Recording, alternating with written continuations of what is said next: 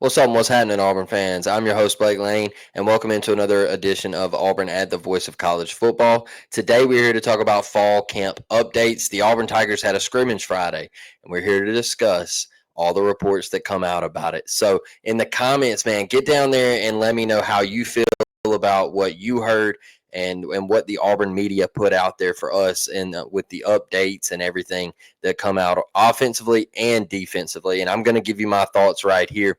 But first, if you could, please like this video, share this video out on social media, and make sure to click that bell for notifications. There has been an uptick in subscribers, and I really thank each and every one of you for doing it.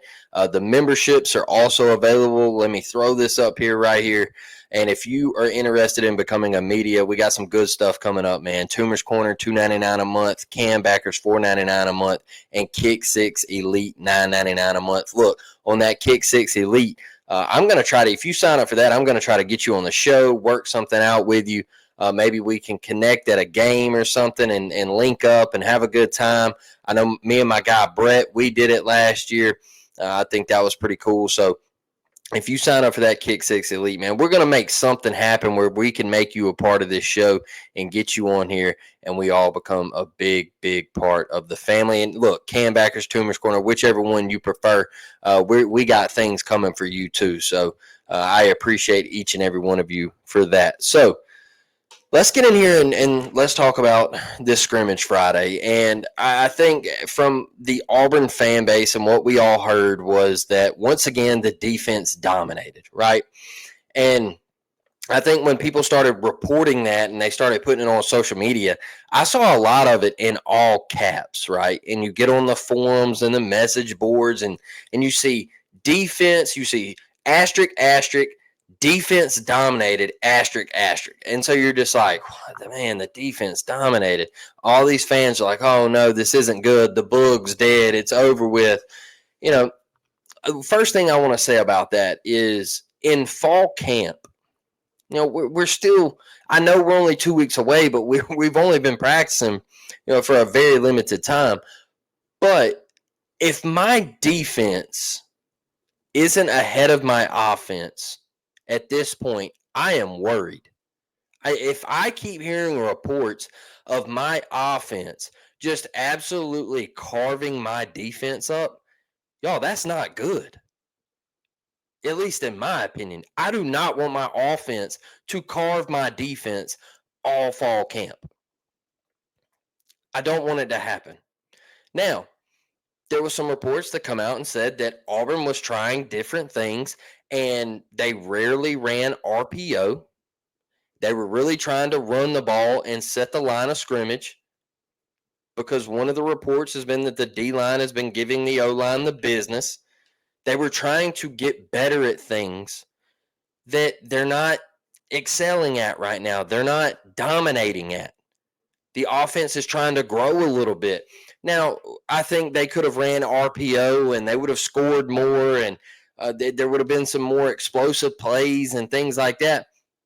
Another thing is the defense, when you go at each other week after week after week, and you've been going at each other for a year and things like that, and you know what these guys are going to do, the favor tends to lean in the defense's hands, right? So I don't put much stock into, oh, well, Auburn sucks. Their offense sucks. And I saw one Twitter post say that this just goes to prove the reports coming out of Auburn that Jackson Arnold's still the same guy. He sucks. He's not going to have a good year. No, that's not what it means. All right. I think Hugh Freeze was saying, hey, look, let's work on our drop back game. Let's throw the ball around the yard a little bit. Let's try to work on this run game a little bit. Let's not work on RPO where we know we've got it down, man. We're exceeding at that. We're doing really well in that area. Now, reports were saying that Jackson Arnold was holding on to the ball too long. There's been reports saying that Jackson Arnold looked really good. I don't know. I think people have I think people have different opinions on it. You know, I think some people think, okay, well, Jackson he got it out pretty quick there, and then some people say, well, yeah, that might be a sack on game day, especially in the Southeastern Conference. So who really knows about Jackson Arnold holding on to the ball too long. Now, one area that I'm kind of starting to grow a little concerned of, and probably a week and a half, 2 weeks ago, I wasn't really concerned about it, is Damari Alston and Jeremiah Cobb at the running back position.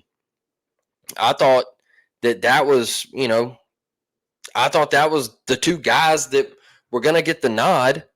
And I just feel like you're not hearing their name enough. And you hear Damari gets leveled at practice. They don't think he come back in. They had to stop the scrimmage at one point. I'm a little worried because I keep seeing Omar Mabson's name pop up. And I don't think it's, oh my God, Omar Mabson. No, I think Omar's a guy that can get it done, but he's also a true freshman. He reclassified. I trust Omar Mabson, but there were two guys in front of him that were supposed to run and take the job. Darrell Robinson, I think you keep seeing some good stuff about him. But those were the two guys that were supposed to take off. They've been in the system. They've been at Auburn, and it hasn't happened yet. Like I just haven't heard enough about them, whether it's the Cobb injury or Damari getting nicked up the other day and then getting rocked Friday. It feels like it hasn't gone our way in the running back room yet. But Omar Mabson is showing signs of being a really, really solid player early on. I mean, coming in as a true freshman, like I said, and just absolutely dominating so far. So you're seeing a lot of highlights from him. You're seeing his name pop up all over reports for not only really hard runs, but electrifying runs too, long runs, and breaking tackles and making things happen. So really high on Omar Mabson, but it's also a room as a collective that I'm just kind of scratching my head at right now. So the offensive line, look, I think I just really believe Auburn's defense is really, really good this year. So I'm not gonna harp on the offensive line getting beat too much until I see August 29th in Waco, Texas. Then we can go and evaluate the offensive line. Do I want to hear over this next week that the offensive line gets the D-line back and has a dominant performance? Yes, I do. I want to hear reports that the O-line bounces back and has a nice day. Because I just don't want to hear all of fall camp that the D-line wins. Then I'm going to go into Waco saying, man, are the reports true? Is this last year all over again?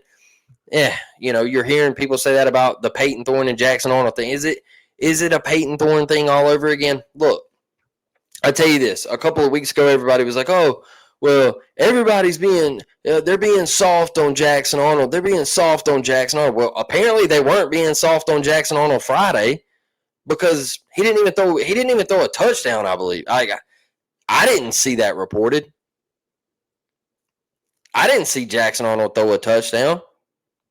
I saw where he used his legs a good bit, but they couldn't really tell if he had been tackled or not because there's no contact on QBs, right? So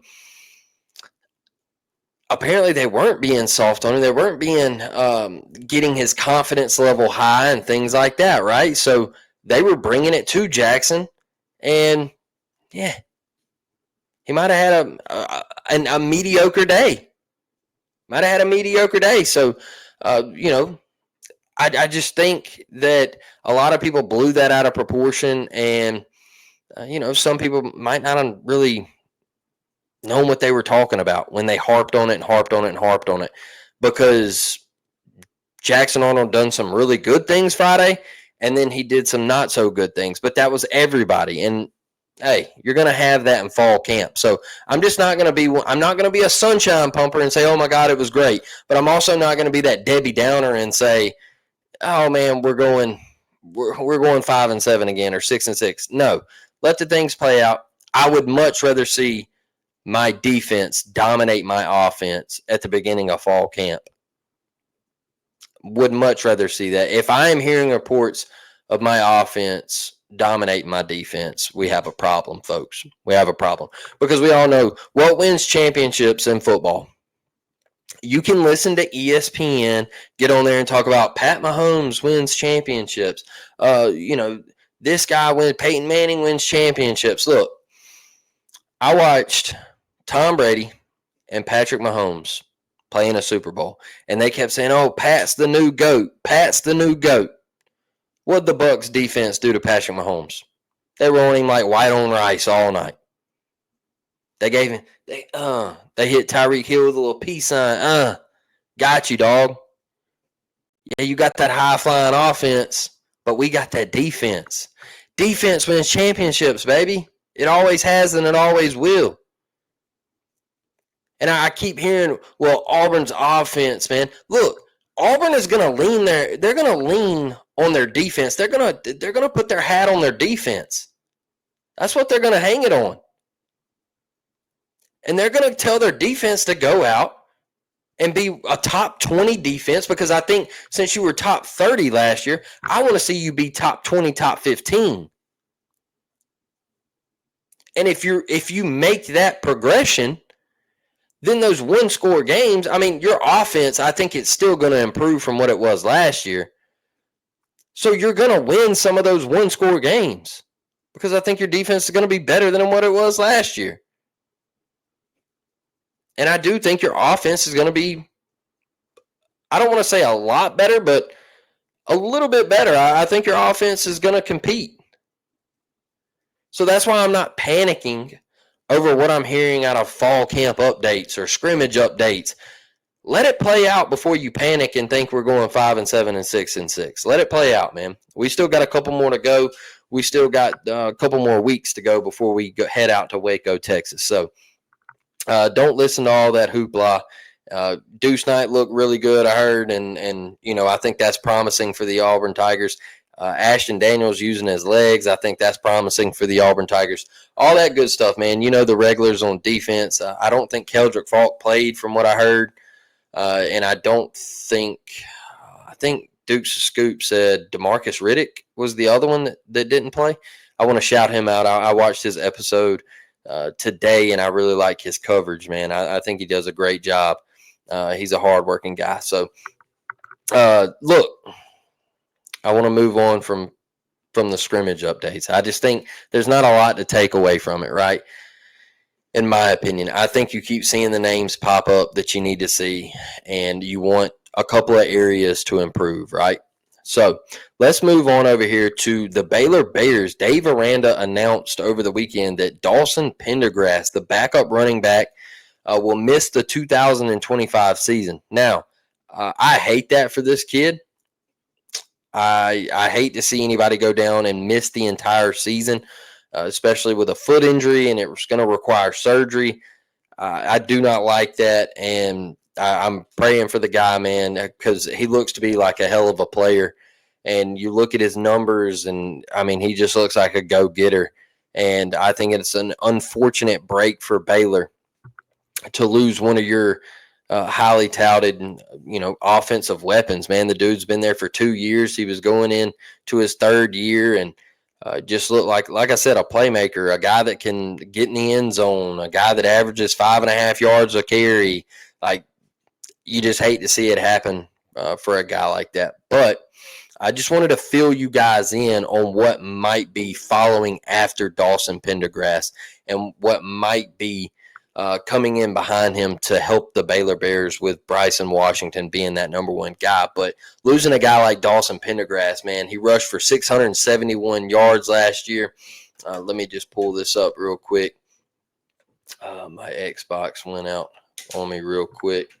Let me pull this thing. There we go. 121 rushing attempts last year and 6 rushing touchdowns. He had 1 receiving touchdown. So in 2023, he had 79 carries for 338 yards. That was an average of 4.3 yards a carry. He had 5 rushing TDs, with his longest being a 31-yard run. And then he had 26 receptions in 23 for 199 yards. That's a 7.7 average, with 2 touchdown catches, his longest being 26. No fumbles I'm seeing here on his career stats. I thought I saw 1 fumble in a game log or something. I don't know. Maybe ESPN didn't catch it. I don't know.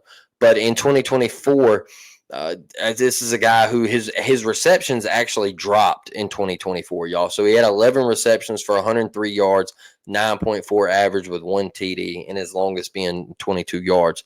So that's the production that this kid. I mean, he's had over 1,000 yards of production for Baylor, and to lose him, I think that's a very big blow for the Baylor Bears and their offense, because this is an offense that is predicted to be high flying, powered.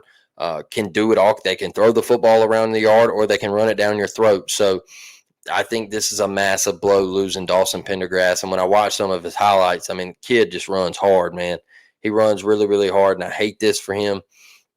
But look, they're going to turn to, after Bryson Washington, their All-American, All-Conference guy, freshman Caden Knighton and Joseph Dodds. All right, so I'll start with CK, Caden Knighton. He was a 4-star recruit. He's a true freshman. And On3 had him as the 27th best running back in the country. He was out of the state of Oklahoma. And I think he ran for like 1,800 yards his last year in high school up there. So a guy that they have a lot of faith in, that they believe in him, a true freshman. They expect him to come in and play a lot now, I guess. Because he's the first name I saw highlighted that would step into that Pendergrass role. And then Joseph Dodds, man, a redshirt freshman. He actually got injured last year and had to redshirt. He missed the entire season. So he was also a 4-star, but he was out of the state of Texas. He was the 40th running back in his class, 40th rated running back in his class. So another guy that I think they have a little bit of trust in, and he's had a year there to learn the Baylor system and everything, and what they want to do with Jake Spavital and their offensive coordinator. So those are the two guys to highlight there. But massive blow, man. I don't care how you want to slice it, how you want to look at it. Losing Dawson Pendergrass for the Baylor Bears is a tough, tough blow. And I just, like I said, I hate talking about injuries, and I hate it for this kid, but I had to highlight the two guys that could step up with Bryson Washington and help fill that role for the Baylor Bears. So, Mr. Pendergrass, we hope you get back healthy. We hope you make it back for 2026, man. Injury-free, rehab the hell out of it, get healthy, brother. No hate towards an injury like this and Mr. Pendergrass. So we just wish you all the best, brother, if you ever come across this show and hear this. So, yeah, man, bounce back, get better every day. So with that being said, y'all, I'm going to wrap this one up, keep it short and sweet. I will see y'all Tuesday night, 7 p.m. Central. War Damn Eagle, don't stress about the scrimmages or fall camp, baby. Let's ride August 29th, Friday night, Waco, Texas. War Damn, baby. I'm out.